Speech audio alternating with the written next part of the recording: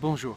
Il y a quelques jours, quelqu'un m'a demandé comment conjuguer le tissage de l'amour, la vie de couple, avec le protocole rencontre, ce processus que j'ai décrit dans une des vidéos au début de la série et qui parle comment dans la rencontre à l'autre, on peut éviter de tomber dans le piège qui sont associés à la blessure d'abandon et donc le masque de la dépendance ou l'antidépendance ou l'indispensable. Alors quand je commence à réfléchir sur la question, ça m'a amené sur la notion d'adultère. Et vous allez comprendre après pourquoi. Pour la plupart d'entre nous, dès que le partenaire va avec quelqu'un d'autre, on parle de trahison, de tromper, de tromperie. Et s'il y a acte sexuel, on parle d'adultère. La plupart d'entre nous, je pense, associent l'adultère à l'acte sexuel. Mais voyez-vous, pour moi, l'adultère n'est pas lié à l'acte sexuel. L'adultère n'a rien à voir avec une histoire de cul.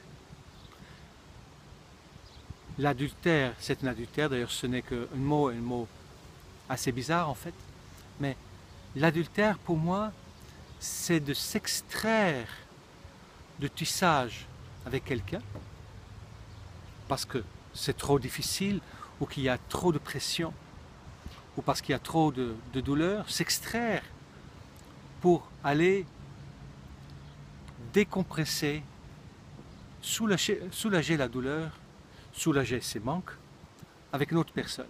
Mais ce n'est pas l'acte sexuel qui fait que c'est un adultère, c'est le fait de ne plus tisser en ce moment-là.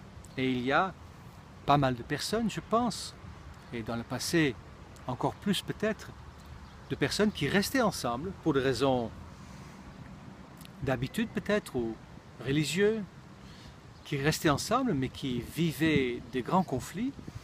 Et pour beaucoup de gens, c'était presque naturel d'avoir une maîtresse ou un amant. Ça, pour moi, c'est ça l'adultère. De ne pas chercher comment tisser, comment sortir de notre histoire personnelle égotique pour, grâce à l'autre, à travers de l'autre, tisser la relation, tisser l'amour et se reconnecter à son soi. Mais il y a quelques autres situations que je peux m'imaginer, comme par exemple, imaginons que effectivement c'est très difficile entre moi et mon partenaire, mais nous nous sommes vraiment choisis. Mais il y a quelque chose que nous n'arrivons pas à dépasser, quelque chose qui nous empêche de se retrouver et que nous en sommes tous les deux conscients. Mais nous nous sommes choisis. Et quelque part, nous cherchons tous les deux la réponse. Alors, je peux très bien m'imaginer que par loi d'attraction et par simple envie, qu'un des deux partenaires, ou peut-être même les deux, vont attirer dans sa vie une personne, peut-être de passage, qui va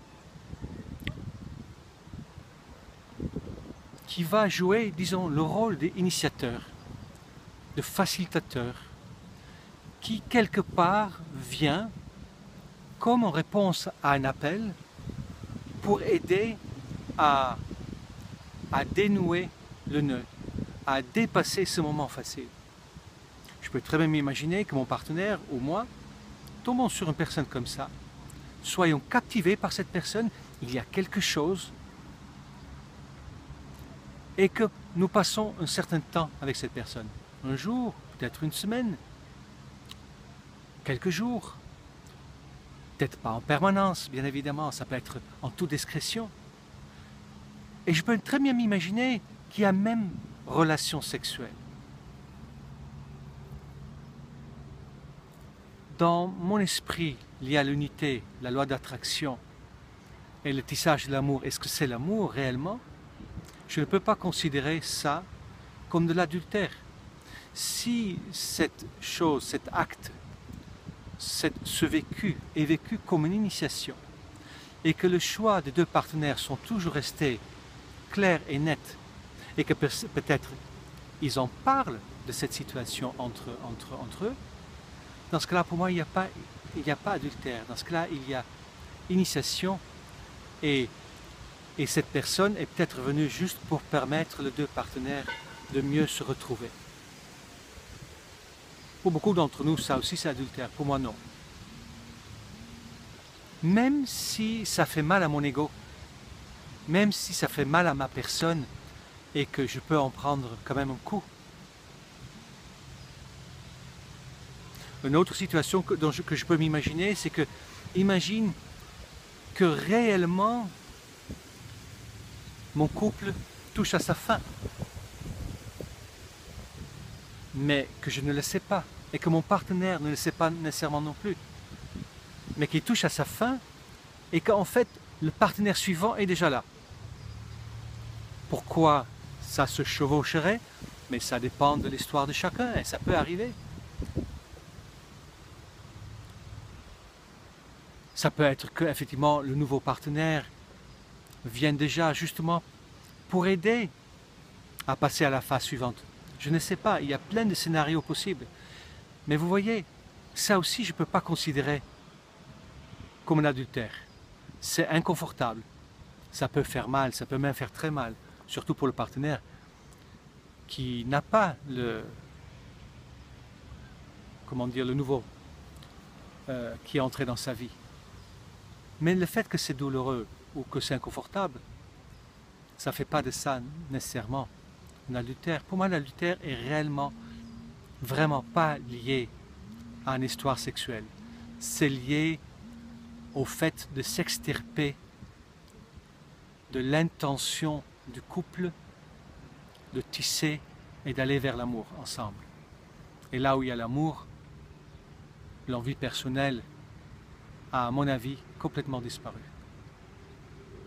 C'est peut-être la fin de la route.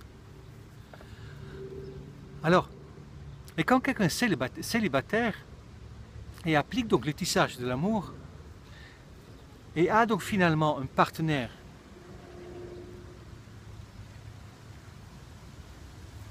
comment dire, dont il est un tout petit peu plus sûr que ça soit sérieux, mais le protocole de rencontre ne s'arrête pas là. Le protocole de rencontre se transforme dans ce que j'appelle garder les portes et les fenêtres ouvertes. C'est pas parce que nous sommes mariés ou que nous nous sommes liés que nous sommes obligés de passer tout notre temps ensemble. Justement, l'objectif d'un couple, c'est d'aller vers l'amour, vers le un. Et d'aller vers l'amour et vers le un, ça veut dire se défaire de ses peurs, affronter ses peurs, et peut-être vivre ses inconforts aussi. Ça veut dire peut-être qu'il ne s'agit pas d'alimenter l'enfant blessé et de rassurer notre partenaire et de se rassurer par une fusion, mais plutôt grâce à l'autre, donner de l'espace à notre enfant intérieur. Pas l'enfant blessé, il me semble que je dis enfant blessé justement, mais d'alimenter notre enfant intérieur grâce à l'autre. Et l'enfant intérieur, c'est celui qui vit la liberté, c'est celui qui vit son plein potentiel, qui vit l'absence de peur, qui vit son audace, mais qui vit aussi son audace de l'engagement, qui vit aussi l'audace de oser son partenaire vivre ce qu'il ou elle a à vivre. Garder les portes et les fenêtres ouvertes. Ça veut dire oser d'aller de cet espace de peur et de fusion, d'aller vers cet espace où nous nous sommes choisis, nous nous faisons confiance dans ce choix et nous tissons ensemble. Et dans ce tissage, mais j'apprends comment retrouver ma verticalité. Par exemple, comment apprendre à nouveau soin de moi. Comment libérer mon partenaire de son, comment dire, de la charge que je lui ai mis, de la responsabilité de mon bonheur. Comment apprendre à chacun respecter son territoire. Comment se dire, comment demander, comment remercier, comment aimer, avec les mains, avec les paroles, avec son sexe, comment... Le couple, c'est un laboratoire d'expérience qui permet d'aller vers l'amour. Mais quand nous sommes ensemble au départ, ce n'est pas encore le cas. Et j'invite donc les couples de mettre ça en place. Tout au départ, mettre en place un cadre de communication qui permet de s'entendre, qui se permet donc aussi peut-être de se rassurer, même si absolument rien peut être assez rassurant. Il n'y a absolument rien, aucun vœu, aucun engagement qui peut nous garantir que notre partenaire va rester avec nous. Par contre, je pense que si j'arrive à trouver la juste distance entre moi et mon partenaire, si je ose lui laisser la liberté dont il a besoin, si j'arrive, moi, à prendre la liberté dont moi j'ai besoin, je pense qu'il y a grande chance que mon partenaire restera avec moi, puisqu'elle ne vivra pas l'emprisonnement qui donne envie de partir. Pendant que si effectivement je cherche à manger mon partenaire, à l'emprisonner, à l'obliger à répondre à mes demandes, oui certes, dans la superficie, ça peut me rassurer un petit peu, mais dans le fond, plus qu'il y aura de la pression de fusionner, plus le partenaire aurait peut-être envie de partir, sauf si bien sûr son besoin de fusionner est aussi grand. Et très peu d'hommes et femmes savent offrir ça à leur partenaire. Et c'est un apprentissage. Je ne dis pas qu'il faut être capable de le faire déjà, non, mais par contre apprendre. Et de garder les portes et les fenêtres ouvertes, ça permet. Ça permet par exemple de dire ok, je te choisis. Je n'ai pas du tout l'intention d'aller ailleurs. Mais par contre, j'ai besoin d'apprendre à faire des choses pour moi et parfois sans toi. Et j'aimerais bien parler aussi à d'autres femmes ou d'autres hommes pour avoir d'autres références, d'autres repères. J'ai envie d'aller dans un groupe dans lequel tu n'es pas nécessairement présent pour parler librement de moi-même, ou peut-être aller à une fête sans toi, sans pour autant moins t'aimer.